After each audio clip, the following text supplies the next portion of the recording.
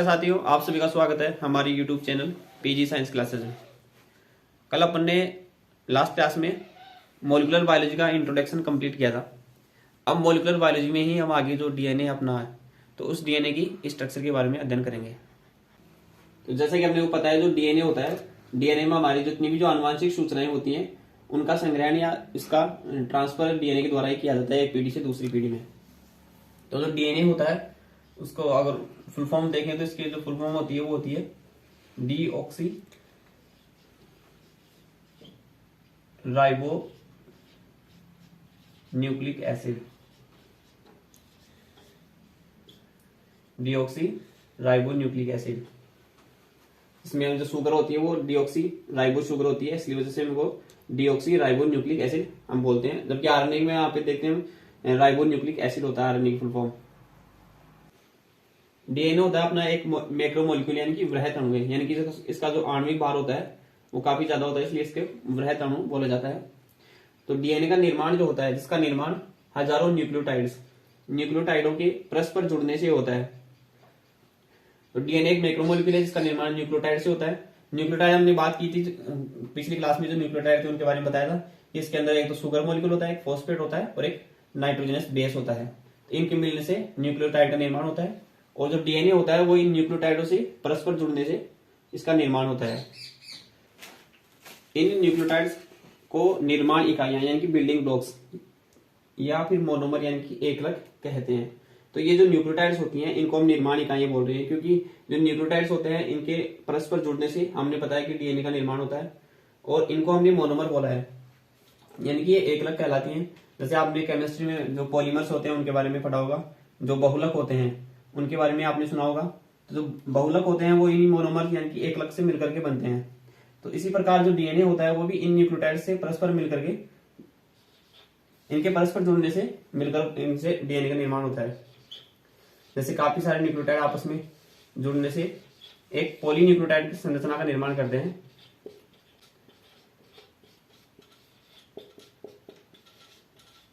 Polynucleotide संरचना का निर्माण करते हैं और उस पॉलीन्यूक्लियोटाइड संरचना को ही अपने डीएनए बोला है।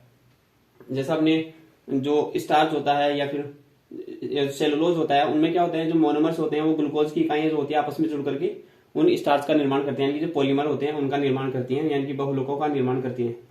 तो इसी प्रकार जो न्यूक्लियोटाइड्स होते हैं ये डीएनए की एकलक इकाइयां कहलाती हैं और इन एकलक इकाइयों के आपस में जुड़ने से ही डीएनए का निर्माण होता है।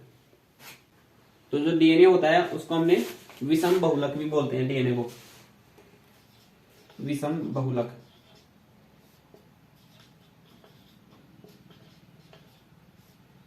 तो जो डीएनए के अंदर जो मोनोमर्स होते हैं वो अलग अलग मोनोमर पाए जाते हैं, यानी न्यूक्लियोटाइड जो होते हैं वो हमने बात की थी पिछली क्लास में, जो नाइट्रोजनस बेस होते हैं उनके आधार पर इसमें अलग अलग न्यूक्लियोटाइड होते हैं। जैसे एडेनिन होता है, ग्वानिन होता है, थाइमिन और साइटोसिन। तो 4 प्रकार के जो नाइट्रोजनी क्षार थे उनके जुड़ने के आधार पर अलग अलग न्यूक्लियोटाइड्स का निर्माण होता है और इन चारों के कॉम्बिनेशन से ही डीएनए का निर्माण होता है, यानी कि इन चारों के संयोजन से डीएनए का निर्माण होता है।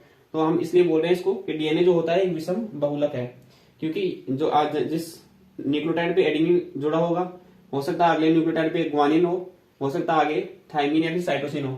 तो इसकी वजह से हम डीएनए को कई बार विषम बहुलक भी बोलते हैं। इस श्रृंखला में शुगर तथा फॉस्फेट के अणु अल्टरनेट यानी कि एकांतर क्रम में व्यवस्थित रहते हैं। तो जो डीएनए की जो चेन होती है उसके अंदर जो शुगर और फॉस्फेट का मॉलिक्यूल होते हैं वो अल्टरनेटली यानी कि एकांतर क्रम में, यानी कि एक के बाद में एक, यानी कि पहले शुगर मॉलिक्यूल आएगा फिर बाद में फॉस्फेट आएगा, फिर से शुगर मॉलिक्यूल आएगा फिर से फॉस्फेट का मॉलिक्यूल आएगा। तो उसको हम अल्टरनेट या फिर एकांतर क्रम बोलते हैं। तो जो डीएनए होता है, डीएनए की जो चेन के अंदर शुगर और फॉस्फेट के मॉलिक्यूल होते हैं वो एकांतर क्रम में व्यवस्थित रहते हैं। जैसे यहाँ पे शुगर का मॉलिक्यूल है, हमने बात की थी पिछले क्लास में, जो इसके जो 5वें नंबर का कार्बन होता है उससे फॉस्फेट का मॉलिक्यूल अटैच होता है फॉस्फोएस्टर बॉन्ड से, और फिर इसके बाद में फिर से शुगर का मॉलिक्यूल आएगा और फिर फॉस्फेट की सहायता से ये दूसरे अगले शुगर के मॉलिक्यूल से जुड़ा होता है। तो इस प्रकार से डीएनए के अंदर शुगर और फॉस्फेट के मॉलिक्यूल होते हैं एकांतर क्रम में व्यवस्थित होते हैं और इस प्रकार से ये चेन का निर्माण होता है। तो जो एक इकाई होती है उसको हमने मोनोमर या फिर न्यूक्लियोटाइड बोला है। इसके साथ में नाइट्रोजन बेस अगर जुड़ा होता है तो उसको न्यूक्लियोटाइड बोला जाता है। तो ऐसी इकाइयां मिलकर के बनती है जिससे डीएनए का निर्माण होता है। और ये जो शुगर और फॉस्फेट के मॉलिक्यूल होते हैं इनके बीच में जो बंध पाया जाता है ये फॉस्फोडाइएस्टर बंध है। जब 2 शुगर के मॉलिक्यूल एक फॉस्फेट से अटैच होते हैं तो हम इसको फॉस्फोडाइएस्टर बॉन्ड बोलते हैं, फॉस्फोडाइएस्टर। इसके बीच में फॉस्फोडाइएस्टर का बंध पाया जाता है। और ये जो शुगर और फॉस्फेट के मॉलिक्यूल होते हैं इसको हम डीएनए की बैकबोन भी बोलते हैं, यानी कि जो डीएनए की रीढ़ की हड्डी होती है वो ये शुगर और फॉस्फेट के मॉलिक्यूल होते हैं। कई बार क्वेश्चन आता है कि डीएनए की बैकबोन कौन है, तो शुगर और फॉस्फेट के मॉलिक्यूल डीएनए की बैकबोन का निर्माण करते हैं। बैकबोन से यहाँ पे मिलेंगे रीढ़ की हड्डी का निर्माण। जो शुगर और फॉस्फेट के मॉलिक्यूल होते हैं इस चेन के अंदर जिस प्रकार से डीएनए अरेंज होता है उसके अंदर शुगर और फॉस्फेट के मॉलिक्यूल अरेंज होते हैं एक के बाद एक एकांतर क्रम में। और जो नाइट्रोजन बेस होते हैं वो दो चेनों को आपस में जोड़ने का काम करते हैं, इसलिए जो शुगर और फॉस्फेट के मॉलिक्यूल है उसको बैकबोन कहा जाता है।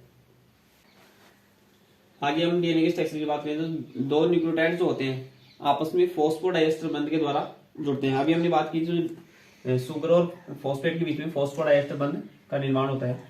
तो जो शुगर मॉलिक्यूल होता है जो फॉस्फेट होता है वो अल्टरनेट अरेंज होते हैं, इनके एकांतर क्रम में ये व्यवस्थित होते हैं। तो ये जो शुगर मॉलिक्यूल है ये फॉस्फेट मॉलिक्यूल है, तो इन दो बॉन्ड्स को हमने फॉस्फोडाइएस्टर बंध बोला है। तो जो शुगर और फॉस्फेट के मॉलिक्यूल होते हैं आपस में फॉस्फोडाइएस्टर बंध के द्वारा जुड़े हुए होते हैं। जो एक न्यूक्लियोटाइड का फॉस्फेट अणु अगले न्यूक्लियोटाइड के डीऑक्सीराइबोज शुगर अणु से जुड़ा रहता है तथा इस शुगर के प्रथम कार्बन से नाइट्रोजनस बेस संलग्न रहता है। अभी हमने न्यूक्लियोटाइड की संरचना के बारे में बात की थी, तो उसके अंदर शुगर मॉलिक्यूल से जो 5वें नंबर का कार्बन होता है उससे फॉस्फेट का मॉलिक्यूल अटैच होता है, और इसके जो 1 नंबर का कार्बन होता है जो प्रथम कार्बन है उससे अपना जो नाइट्रोजनस बेस होता है वो संलग्न रहता है इससे। तो यहाँ पे ग्लाइकोसिडिक बंध बनता है और यहाँ पे फॉस्फोएस्टर बंध बनता है। तो जब दो मॉलिक्यूल जुड़ते हैं तो उसको हम फॉस्फोडाइएस्टर बंध बोलते हैं। तो यहाँ पे लिखा हुआ है कि एक न्यूक्लियोटाइड का जो फॉस्फेट अणु होता है वो अगले न्यूक्लियोटाइड के डीऑक्सीराइबोज शुगर अणु से जुड़ा रहता है। यानी कि एक फॉस्फेट अणु जो है वो अगले जो डीऑक्सीराइबोज शुगर होती है, डीएनए के अंदर डीऑक्सीराइबोज शुगर होती है, तो इसके जो 3 कार्बन से जो 3rd नंबर का कार्बन होता है, कार्बन नंबर 3 उसके साथ में अटैच होता है। इधर इस शुगर के 5वें नंबर से अटैच होता है और फिर से इसके जो अगला फॉस्फेट का मॉलिक्यूल होगा वो इसके 5वें नंबर के कार्बन से अटैच होगा। तो ये 3-5 के बंध में जो फॉस्फेट होता है वो अटैच होता है शुगर मॉलिक्यूल से, और जो शुगर का जो पहला कार्बन है उससे नाइट्रोजनस बेस संलग्न रहता है। जो नाइट्रोजनस बेस होते हैं वो एक दूसरे पर चट्टे में तथा पॉलीन्यूक्लियोटाइड जो चेन होती है उसके लंबवत या समकोण का निर्माण करते हैं। यानी कि जो पॉलीन्यूक्लियोटाइड जो चेन होती है शुगर और फॉस्फेट के मिलने से बनती है, उसके अंदर जो नाइट्रोजनस बेस होते हैं वो एक दूसरे के ऊपर चट्टे के रूप में स्थित होते हैं और इस चेन से ये लंबवत कोण बनाते हैं। जैसे यहाँ पे शुगर का मॉलिक्यूल है तो इससे फॉस्फेट अटैच होगा और फिर यहाँ पे फिर से शुगर का मॉलिक्यूल आएगा, फिर फॉस्फेट आएगा, फिर शुगर का मॉलिक्यूल आएगा। ये तो अल्टरनेट क्रम में हमने बात की थी, अरेंज होते हैं। अब यहाँ पे जो दूसरी चेन होती है उसे यहाँ पे नाइट्रोजनस बेस अटैच होता है, यहाँ पे नाइट्रोजनस बेस अटैच होगा इसे कार्बन नंबर 1 से, शुगर के कार्बन नंबर 1 से ग्लाइकोसिडिक बंध के द्वारा नाइट्रोजनस बेस जुड़े होते हैं अलग अलग। जो हमने नाइट्रोजनस बेस की बात की थी एडेनिन, गुआनिन, साइटोसिन और थाइमिन की बात की थी, तो वो इनमें कोई से हो सकते हैं। तो ये जो होते हैं शुगर के कार्बन नंबर 1 से अटैच होते हैं ग्लाइकोसिडिक बंध के द्वारा, और ये जो होते हैं इस जो पॉलीन्यूक्लियोटाइड जो चेन है इससे ये लंबवत यानी कि 90 डिग्री के कोण पे ये अरेंज होते हैं। और ये जो नाइट्रोजनस बेस होते हैं ये एक दूसरे के ऊपर ऐसे चट्टे में रहते हैं, यानी कि एक नाइट्रोजनस बेस यानी कि जो नाइट्रोजन क्षार है उसके ऊपर दूसरा नाइट्रोजन क्षार आएगा, फिर तीसरा नाइट्रोजन क्षार आएगा। तो इस प्रकार से एक दूसरे के ऊपर चट्टे के रूप में व्यवस्थित रहते हैं और जो पॉलीन्यूक्लियोटाइड चेन होती है उसके लंबवत कोण बनाते हैं। अब हम आगे जो डीएनए की जो संरचना होती है उसकी अगर डिटेल की बात करें तो आपके सिलेबस में 4 स्ट्रक्चर दे रखे हैं, प्राथमिक, द्वितीयक, तृतीयक और चतुर्थक, यानी कि primary, secondary structure, tertiary structure और क्वाटरनरी स्ट्रक्चर ऑफ डीएनए। तो इन चारों को हम अलग अलग डिस्कस करेंगे। अब हम जो डीएनए की संरचना होती है यानी कि जो डीएनए की स्ट्रक्चर है उसके अंदर जो अलग अलग हमने बात की थी प्राइमरी, सेकेंडरी, टर्सरी और क्वाटरनरी, 4 प्रकार की डीएनए की संरचनाएं दे रखी है सिलेबस में। तो जो प्राइमरी स्ट्रक्चर ऑफ डीएनए यानी कि डीएनए की जो प्राथमिक संरचना है उसके बारे में हम डिटेल स्टडी करते हैं। तो जो डीएनए की जो प्राथमिक संरचना होती है उसके अंदर जो न्यूक्लियोटाइड्स होते हैं आपस में 5 प्राइम तथा 3 प्राइम कार्बन अणु से फॉस्फोडाइएस्टर बंध के द्वारा जुड़े रहते हैं या जुड़ते हैं, यानी कि जुड़ने से बनती है। तो जो अपना जो न्यूक्लियोटाइड्स होते हैं उसकी बात करें तो यहाँ पे शुगर का मॉलिक्यूल जो डीऑक्सीराइबोज शुगर होती है उसके 5वें नंबर के कार्बन से अपना फॉस्फेट का मॉलिक्यूल अटैच होता है। जब फिर से दूसरा जो न्यूक्लियोटाइड आगे आएगा, हमने बात की तो जो डीएनए होता है वो न्यूक्लियोटाइड, हजारों न्यूक्लियोटाइड के मिलने से बनता है। तो जो दूसरा न्यूक्लियोटाइड आएगा यहाँ पे, उसके ये 3 प्राइम से यानी कि तीसरे नंबर के कार्बन से ये फॉस्फेट का मॉलिक्यूल अटैच होता है। और इन तीसरे और पांचवें नंबर के कार्बन के दो न्यूक्लियोटाइड होते हैं। जो पहला न्यूक्लियोटाइड होता है उसका 5वां कार्बन, जो दूसरा न्यूक्लियोटाइड होता है उसका तीसरा नंबर का कार्बन से फॉस्फेट का मॉलिक्यूल अटैच होता है और इन दोनों के बीच में फॉस्फोडाइएस्टर बंध का निर्माण होता है। जैसे फिर आगे दूसरा जो शुगर का मॉलिक्यूल या फिर न्यूक्लियोटाइड आएगा, नया आगे वाला न्यूक्लियोटाइड, तो उसके फिर से जो 5वें नंबर कार्बन होगा उससे फॉस्फेट का मॉलिक्यूल अटैच होगा और जो 3 प्राइम वाला जो तीसरा नंबर का कार्बन है उससे फॉस्फेट का मॉलिक्यूल अटैच होता है। और इस वाले न्यूक्लियोटाइड से जो 5वें नंबर का कार्बन है उससे फॉस्फेट का मॉलिक्यूल अटैच होता है। तो इस प्रकार हम बोल रहे हैं कि जो न्यूक्लियोटाइड्स होते हैं आपस में 5 प्राइम यानी कि 5' और 3' कार्बन अणु से फॉस्फोडाइएस्टर बंध के द्वारा जुड़ने से डीएनए की जो प्राथमिक संरचना होती है उसका निर्माण होता है। तो जो डीएनए की जो प्राथमिक संरचना होती है वो यही होती है कि जो दो न्यूक्लियोटाइड्स होते हैं आपस में फॉस्फोडाइएस्टर बंध से जुड़ते हैं और इनके आपस में जुड़ने से एक चेन का निर्माण होता है और उसी चेन को हमने डीएनए की प्राथमिक संरचना कहा है। जो डीएनए की संरचना है उसमें हम जो सेकेंडरी स्ट्रक्चर ऑफ डीएनए यानी कि डीएनए की द्वितीयक संरचना है उसके बारे में बात करते हैं। तो डीएनए होता है, जो डीएनए की जो प्राथमिक संरचना थी यानी कि जो प्राइमरी स्ट्रक्चर थी डीएनए की, उस डीएनए की संरचना में जो नाइट्रोजनी क्षार थे यानी कि जो नाइट्रोजनिक बेस थे, वो जो नाइट्रोजन क्षार है वो दूसरी प्राइमरी संरचना की यानी कि उसी प्रकार की दूसरी प्राइमरी स्ट्रक्चर होगी, उसके जो नाइट्रोजनिक बेस होते हैं यानी कि जो क्षार होते हैं उसके साथ में हाइड्रोजन बंध के द्वारा, इनके क्षारों के बीच में हाइड्रोजन बंध पाए जाते हैं। तो हाइड्रोजन बंध के द्वारा बेस पेयरिंग यानी कि बंध का निर्माण करके जो डीएनए की डबल स्ट्रैंड संरचना का निर्माण करते हैं। यानी कि डीएनए की जो डबल स्ट्रैंड संरचना है उसका निर्माण इन हाइड्रोजन बॉन्ड्स की वजह से होती है। तो डीएनए की प्राइमरी संरचना होती है वो दूसरी प्राइमरी संरचना के साथ में जो आपस में इनके जो बेस होते हैं ये आपस में हाइड्रोजन बंध के द्वारा जुड़ करके जो डीएनए की जो डबल स्ट्रैंड संरचना होती है उसका निर्माण करते हैं। और ये जो डीएनए की जो डबल स्ट्रैंड संरचना है उसी को हमने डीएनए की द्वितीयक संरचना या सेकेंडरी स्ट्रक्चर ऑफ डीएनए कहते हैं। तो जो डीएनए की जो द्वितीयक संरचना होती है उसको यहाँ पे देखें तो हमने बात की थी जो डीएनए की जो शुगर और फॉस्फेट के मॉलिक्यूल होते हैं आपस में अल्टरनेट क्रम में अरेंज होते हैं और इसका जो 5 प्राइम का कार्बन होता है वो इसके दूसरे शुगर मॉलिक्यूल के 3 प्राइम कार्बन से अटैच होकर के फॉस्फोडाइएस्टर बंध के द्वारा आपस में 2 न्यूक्लियोटाइड जुड़ते हैं। तो इसको हमने प्राइमरी संरचना बोली थी। तो इसी प्रकार से दूसरी प्राइमरी संरचना होती है। तो इन दोनों के आपस में मिलने से डीएनए की जो द्वितीयक संरचना होती है उसका निर्माण होता है, या जो डीएनए की जो डबल स्ट्रैंड संरचना होती है उसका निर्माण होता है।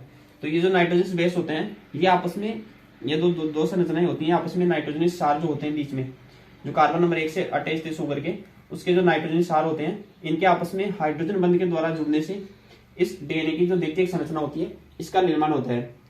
ये जो हाइड्रोजन बंध होते हैं, जब हम डीएनए की जो वाटसन और क्रिक का जो डीएनए का मॉडल देखेंगे उसके अंदर इसके डिटेल बात करेंगे। ये जो हाइड्रोजन बंध होते हैं ये भी 2 अलग अलग प्रकार के होते हैं, यानी कि कुछ नाइट्रोजन क्षार होते हैं उनके बीच में अलग हाइड्रोजन बंध पाए जाते हैं, जबकि जो कुछ नाइट्रोजन क्षार ऐसे होते हैं जिनके बीच में ट्रिपल हाइड्रोजन बंध पाया जाता है या हाइड्रोजन बंध पाया जाता है उनके बीच में।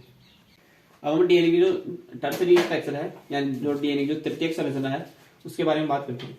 तो जो हमने अभी बात की थी जो सेकेंडरी स्ट्रक्चर या जो द्वितीयक संरचना थी डीएनए की, उस डीएनए की जो द्वितीयक संरचना के अंदर ही हाई स्तर पर यानी कि जो उच्च स्तर के कुंडलन के द्वारा यानी कि उसमें कुंडलन हो जाता है उसमें, और उसके द्वारा एक 3D स्ट्रक्चर का निर्माण होता है। तो उस कुंडलन के द्वारा जो 3D स्ट्रक्चर होती है यानी जो 3 डायमेंशन या जो 3 आयामी जो संरचना होती है, 3 डायमेंशन या फिर 3 आयामी संरचना इसको बोलते हैं, उस संरचना का निर्माण होता है। तो उस जो 3D स्ट्रक्चर होती है, जो 3 आयामी संरचना जो निर्माण होता है, उसी को अपने डीएनए की तृतीयक संरचना कहते हैं। इसके जो एग्जांपल भी हैं, अगर एग्जांपल की बात करें तो जो एडीएनए, बीडीएनए, जो डीएनए की जो विभिन्न जो कन्फर्मेशन है डीएनए की, जो डीएनए की जो विभिन्न प्रारूप हैं, तो ये जो प्रारूप होते हैं ये इसकी जो 3D स्ट्रक्चर होती है उसी के उदाहरण होते हैं ये। तो इन्हीं को हम डीएनए की जो टर्सरी स्ट्रक्चर या फिर तृतीयक संरचना कहते हैं। अब हम डीएनए की जो चतुर्थक संरचना है यानी कि जो क्वाटरनरी स्ट्रक्चर है डीएनए की उसके बारे में बात करते हैं। तो जो द्विकुंडली जो डीएनए था उसकी संरचना जो 3 डिग्री स्ट्रक्चर है, जो हमने बात की जो 3D स्ट्रक्चर होती है, 3 आयामी जो संरचना है, वह फिर से अति कुंडलित होकर के क्रोमेटिन का निर्माण करती है। यानी कि जो डीएनए की जो 3 आयामी संरचना थी उसमें फिर से कुंडलन होकर के ये क्रोमेटिन का निर्माण करती है। और ये क्रोमेटिन जो होता है वो क्रोमेटिन के रूप में डीएनए का हिस्टोन प्रोटीन के साथ में उस उच्च स्तर का संगठन, यानी कि हाई लेवल पर ये कंपोजिशन होता है डीएनए का हिस्टोन प्रोटीन के साथ में, और इससे ये चतुर्थक जो डीएनए की चतुर्थक संरचना होती है उसका निर्माण करती है। तो क्रोमेटिन के रूप में डीएनए का हिस्टोन प्रोटीन के साथ में उच्च स्तर का संगठन चतुर्थक संरचना कहलाता है। यानी जो डीएनए होता है वो हिस्टोन प्रोटीन के साथ में पैक होकर के एक उच्च स्तर का संगठन शो करता है, उसी संगठन को हमने चतुर्थक संरचना कहा है।